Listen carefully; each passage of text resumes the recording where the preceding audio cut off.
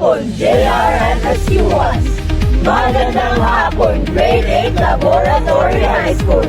Mula sa bulwagang pambalitaan, himpilan at sandigan ng bayan. Ito ang NSGYD.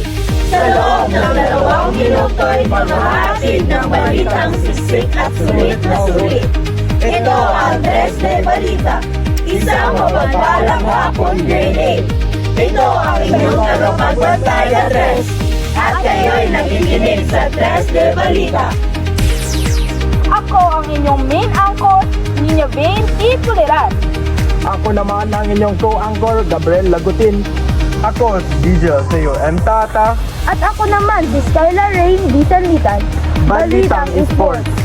Ako si Hana Micaela E. Astillero. Ako naman si Clark Ethan J.G. Sumili.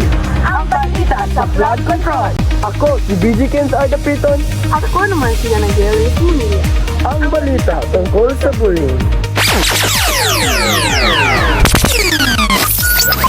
Ang unang balita ay tungkol sa balitang sports.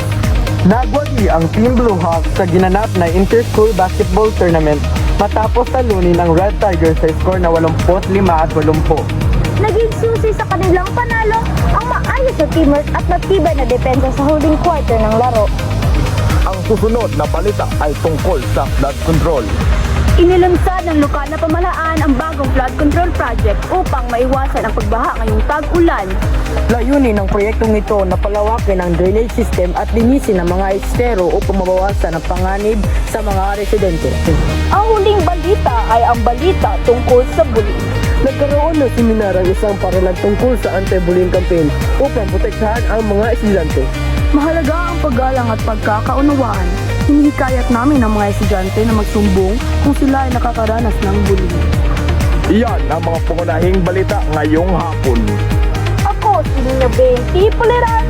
At ako naman si Gabriel Lagutin. Ito ang Radyo Balita. Magandang hapon.